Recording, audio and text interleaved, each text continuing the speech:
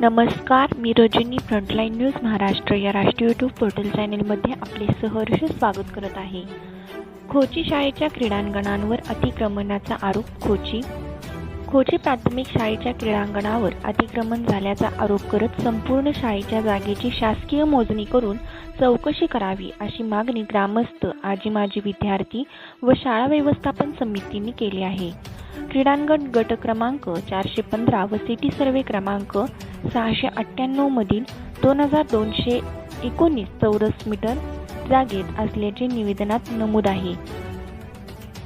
तसेच शाळेच्या देखभालीसाठी असलेल्या गट क्रमांक 1019 मधील जमिनीचीही मोजणी करण्याची मागणी करण्यात आली आहे।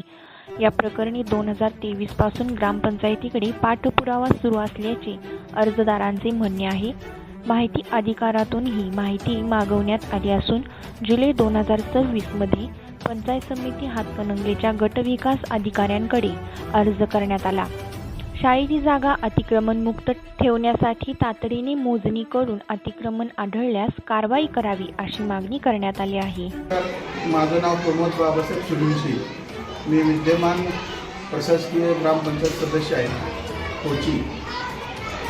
आज इथं प्राथमिक शाळेच्या क्रीडांगणासंदर्भात जे क्रीडांगणावर अतिक्रमण झाले व प्राथमिक शाळेची 1029 गट नंबरमध्ये शेती आहे, या संदर्भात मी वारंवार ग्रामपंचायत प्रशासन असेल 2023 पासून, यावेळेला 2023ला ज्या क्रीडांगणावर अतिक्रमण झालं, आज त्या क्रीडांगणाच्या चतुर्भुज सीमा टाकून पण काही लोकांनी आता तिथं खरी दस्तबीज मारायचं काम केले। सुंदर शाळा हे महाराष्ट्र शासनाचं अभियान आहे, तर आज मुलांना क्रीडांगणच नाही।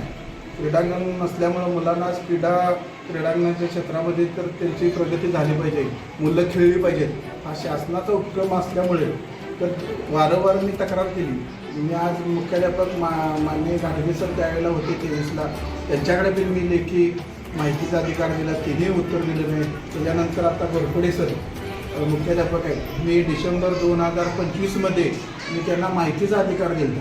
मी ज्यावेळेला ग्रामपंचायतमध्ये मिटिंगमध्ये ज्या वेळेला हा विषय घेतला त्या वेळेला मला म्हणजे अगदी दुधबी उत्तर मिळाली, बघूया करूया, कारण तिने काही असा काय पाठलाग केला नाही।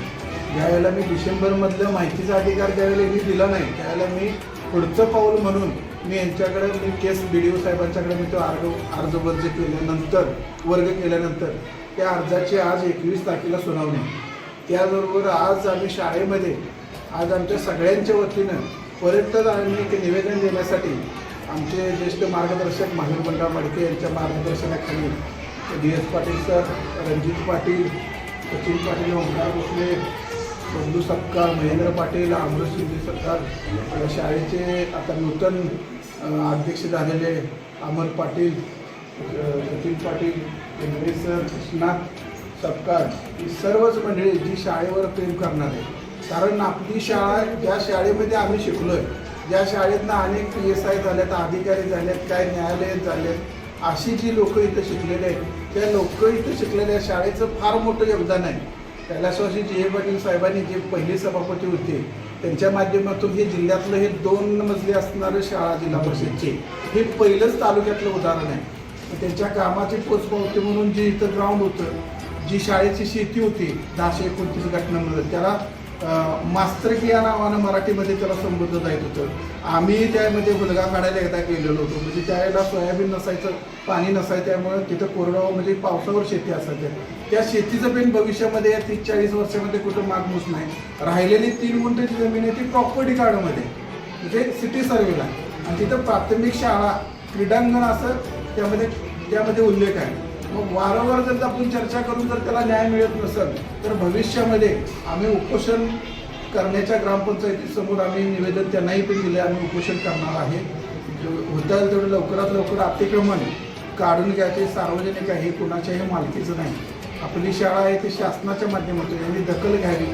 वारंवार आम्ही वरच्या वरिष्ठांना पण फोन केलेला आहे, BDO साहेबांना पण विषय सांगितलेला आहे। आता माझी जिल्हा परिषद सदस्य मी यामध्ये प्रवीण यादव यांनी भरघोस निधी या शाळेसाठी त्याच्यानंतर दिलेला आहे, त्यांच्या कानावर विषय केलेला आहे। फक्त हा विषय मगाशी अमृत शिंदे सरकार त्यांचा फोन आला की तुम्ही हा विषय म्हणजे मला नुसतं उर्लत माहिती, मी काही लेखी त्यांना दिलं नाही। भविष्यामध्ये त्यांना पण आम्ही निवेदन देऊ, त्या अर्थ शिक्षण सभापती आहे एवढं बोलून माझं छोटंसं भाषण संपतो. जय हिंद, जय महाराष्ट्र.